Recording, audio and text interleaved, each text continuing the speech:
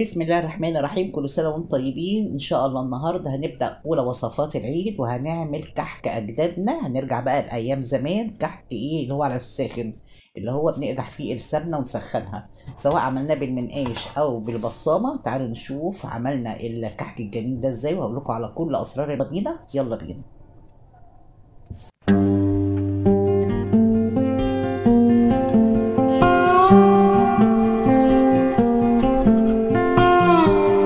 بسم الله الرحمن الرحيم. عندي كيلو دقيق فاخر او لا ده ولا ده، يبقى نجيب من الفرن. عندي 4 معالق سكر بودر، عندي معلقة صغيرة ممسوحة بيكنج باودر، وعندي معلقة خميرة، معلقة كبيرة ممسوحة، وعندي 3 معالق سمسم، ومعاهم معلقة كبيرة ريحة كحك أو بهارات كحك زي ما بيقولوا.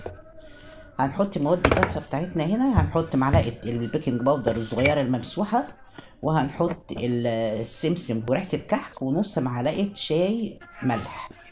انا حاطه 3 معالق سمسم، وحاطه معلقه كبيره ريحه كحك.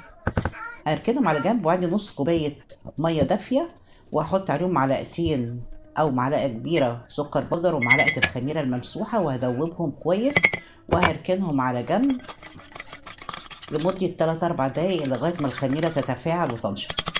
احط بقى بقيه السكر بتاعي، يفضل كده 3 معالق احطهم على الدقيق واقلبهم كلهم مع بعض. وتعالوا بقى نشوف السمنه بتاعتنا. السمنه بتاعتنا لازم ان تكون مقدوحه. انا قدحتها على البوتاجاز، وبصوا نازله سخنه. خلي بالكوا عشان اللسعه فيها اعزكم الله بتبقى صعبه. بالمعلقه الخشب كده وهنقلب. اقعدي قلبي بقى بالمعلقه الخشب لغايه ما الدنيا تهدى معاكي كده، الدقيق يهدى، وبعدين تبقي نعمل بايدينا.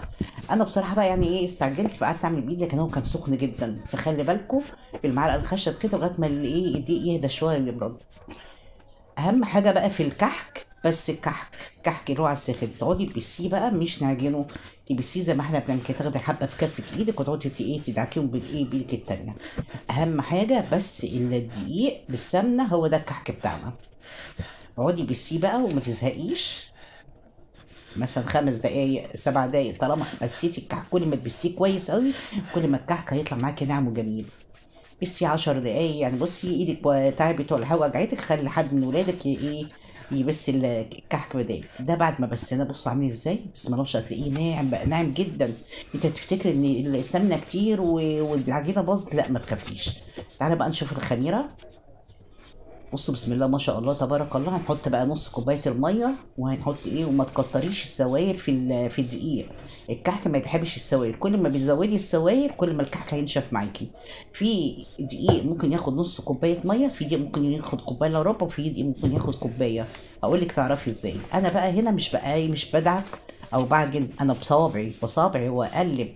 بمزج العجينه بتاعتي بالخميره. بصوا بصوابعي، صوابع ايدك وتمسكيها. اوعي تعجنيها، لو عجنتي الكعكه ينشف منك. بصوا زي ما احنا شايفين كده. وحاولي تلم بقى اللي في الجناب كمان كده، لان اي حاجه صغننه خساره. هيطلع كحك جميل واحلى من بتاع المحلات كمان، وانضف. انضف واوفر. بصي بتقلبي لغايه ما تلاقيهم يمتزجوا مع بعض كده. خلاص بقى العجينه شربت الخميره كلها. بصوا بسم الله ما شاء الله. بصي انت تحسي ان العجينه، لا العجينه ايه ده سايحه لا ما تخافيش، لما يهدى العجينه تهدى شويه هتلاقي الدنيا ظبطت وهتبقى جميله. اهم حاجه امزجي العجينه مع الخميره بتاعتك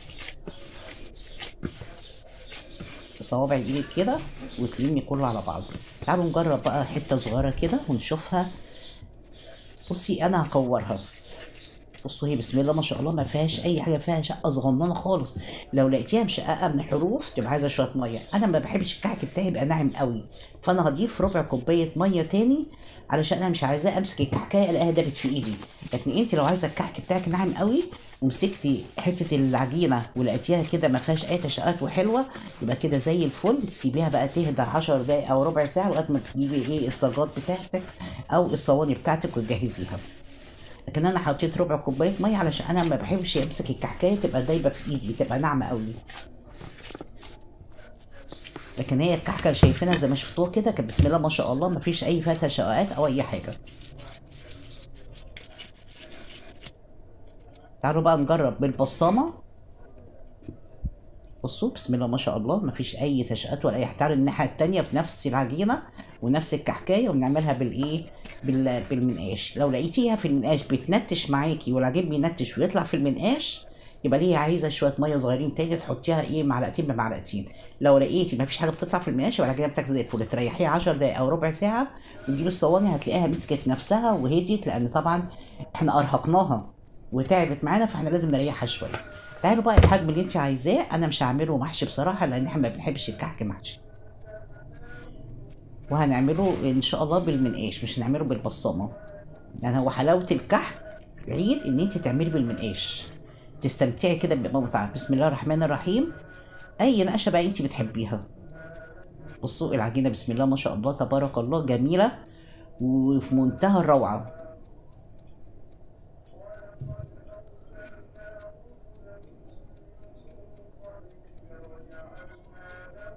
ده الكحك بقى، ميز الكحك ده يقعد عندك بالسنه ما يجربوش، ما يحصلوش اي حاجه. بصوا بسم الله ما شاء الله. تسوي بقى الكحكه كده من الجناب. بصوا ما شاء الله حاجه كده جميله، حاجه عظمه. تعالي ناخد حته تانية. طبعا لو انت عايز تحشيها احشيها، ممكن عايز تحشيها ملبن، تحشيها عجوه، تحشي اي حاجه تحشيها، ما فيش فيها ايه اللي انت بتحبيه. عايزاه ساده تعملي ساده زي ما انا بعمله ساده كده. بصوا اي شكل انت عايزاه، اي نقشه انت عايزاها ولادك بيحبوها. وخلي بقى جمعي ولادك معاكي كده وايه، جمعيهم وقاعدين حواليكي يعملوا معاكي نقوش عشان يحسوا بفرحه ايه، بفرحه الحاجه اللي انت بتعمليها. اهو بصوا. لو انت عايزه تحطيها كده في النص وتقومي قافلاها من ايه، زي ما انا بقفلها كده كانها بقجه. اهم حاجه تقفليها كويس وتقومي ايه لفاها زي الكوره وايه، وتضغطيها ضغط. اهم حاجه ما تخليهاش تخينه قوي عشان هو لسه هينفش شويه في الفرن، عشان حاطين فيه معلقه صغيره بيكنج باودر. ونقوش الجمال والحلاوه دي.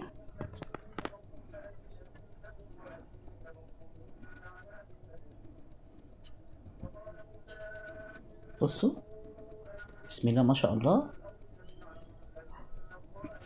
هعمل واحده كمان عشان تشوفوها.